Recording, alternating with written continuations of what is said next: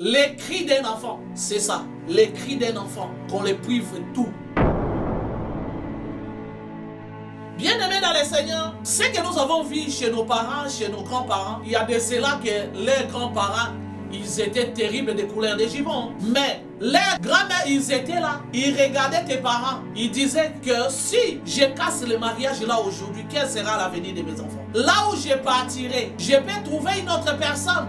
Il va m'aimer. Est-ce qu'il va m'aimer avec mes enfants? Ce sont des questions que nous devons se poser, bien-aimés dans le Seigneur. Parce que nous avons vu nos grands-parents donner leur vie par rapport à leurs enfants. Quel que soit ce qu'on les faisait, la famille de ta femme ou la famille de ton mari, ils sont des problématiques. Est-ce que c'est une raison pour toi que tu puisses quitter ton mariage? Nous ne devons pas oublier, au moment où que tu envisages d'aller au mariage, sache-le que Dieu aussi va établir aussi sa mission. Dieu ne te donnera pas seulement une femme.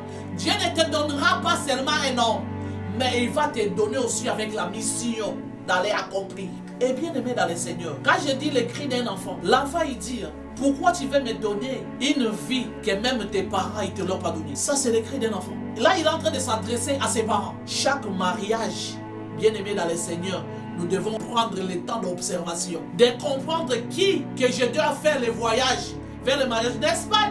Devant les hommes de Dieu, quand on nous bénit, on dit jusqu'à ce que la mort va vous faire quoi? Vous séparer. La mort n'est pas encore venue. Comment toi tu veux se séparer? Bien aimé dans le Seigneur, il y a parmi vous les deux personnes que vous êtes aimées un jour. Vous étiez dans les capacités de savoir se gérer vous-même. Vous n'avez pas réglé vos affaires vous-même. Au lieu que vous puissiez rester d'abord, comme vous n'avez pas eu le temps de s'observer, au moment où vous êtes mariés, prenez le temps de s'observer à l'intérieur du mariage.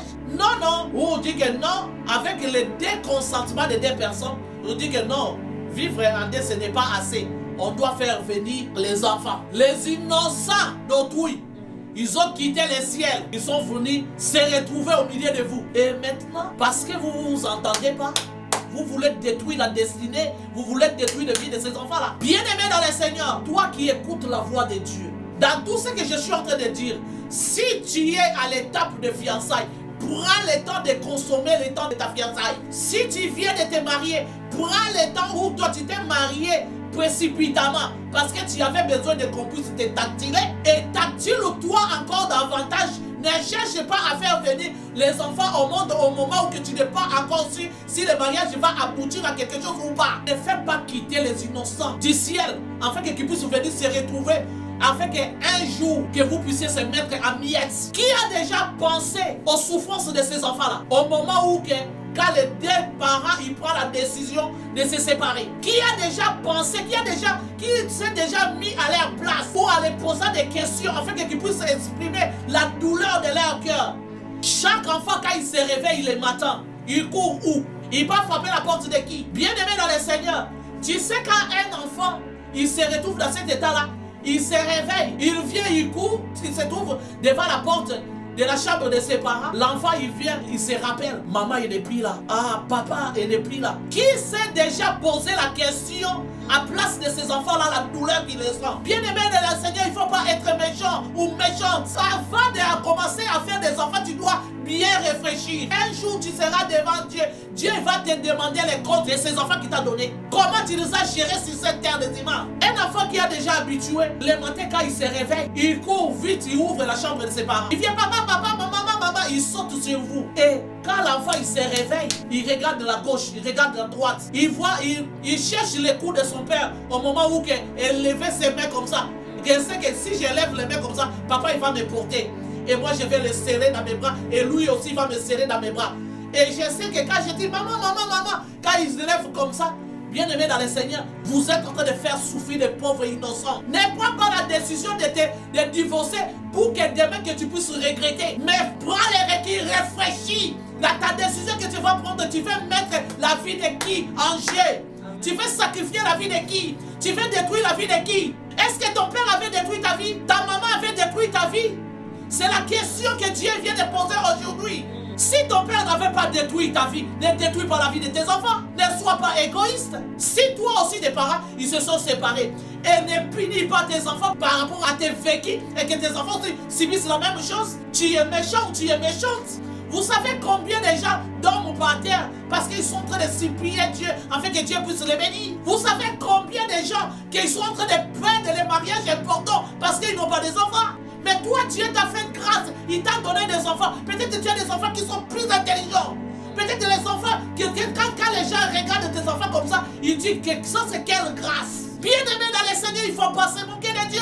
Le Dieu qui t'a donné les enfants, ne les prends pas comme si on dirait qu'il n'a rien à faire avec l'autre personne. Est-ce que tu t'es déjà posé la question afin que tu puisses te mettre à la place de ces enfants-là? Parce que toi, tes parents, ils ont divorcé. Et toi, ta vie s'est retrouvée la manière que ça s'est retrouvé. Est-ce que c'est important que tu puisses reproduire les mêmes vies à tes enfants? C'est la question que le Saint-Esprit te pose ce soir. Bien-aimés dans le Seigneur, nous devons avoir la crainte de Dieu. Dieu nous aime réellement. Dieu nous aime pour le vrai.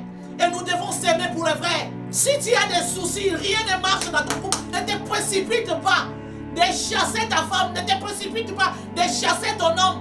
Prends le temps de réfléchir à ta décision. Et bien-aimé dans le Seigneur, au moment que toi tu auras le temps de réfléchir, ne mets pas à côté tous les reproches de ta femme. Sinon tu t'en sortiras pas. Tout ce que ta femme te reproche, ne mets pas ça à côté. Tu dois aussi le mettre devant de toi. Pourquoi il te fait tes reproches? Pourquoi il te reproche de telles choses? Toi aussi la femme, tu dois faire la même chose. Qu'est-ce qui ne va pas? Pourquoi mon mari ne m'écoute pas? Pourquoi il fait toujours des choses à sa tête? Qu'est-ce qui ne va pas avec lui? Nous on a déjà eu des enfants. Pourquoi il y a ceci? Pourquoi il y a cela? Bien-aimé dans le Seigneur, le Dieu là qui a mis Adam et Ève ensemble, il est le Dieu. Quand il va entendre les cris que tu vas pousser, il viendra pour mettre la paix. Quelle que soit la dimension des péchés que Adam et Ève ils ont commis dans les jardins d'Adam, Dieu les a mis en dehors des jardins, mais Dieu ne les a pas abandonnés. Bien-aimés dans le Seigneur, les premiers divorces pouvaient se faire dans les jardins d'Adam. Au moment où Adam s'est mis commencer à accuser sa femme aussi, elle pouvait aussi faire aussi comme toi, comme moi aussi je peux le faire, en disant, oui, aujourd'hui tu me condamnes, tu es en train de m'accuser. Tu savais que c'est toi qui étais le responsable du jardin. Oui. Pourquoi quand je t'ai proposé, tu n'avais pas refusé? Ils pouvaient se retrouver là devant Dieu. Ils sont en train de s'accuser. Et en mettant trop de bruit devant Dieu, au moment que notre Dieu, il est le Dieu de paix, qu'est-ce qu'Ève a fait? Ève a renouvelé sa conscience. Elle a agi, comme la Bible nous dit, une femme sage bâtit sa maison. Vous savez pourquoi Ève n'a pas suivi Adam? Ève ne voyait pas seulement Caïn et Abel, mais il voyait secte.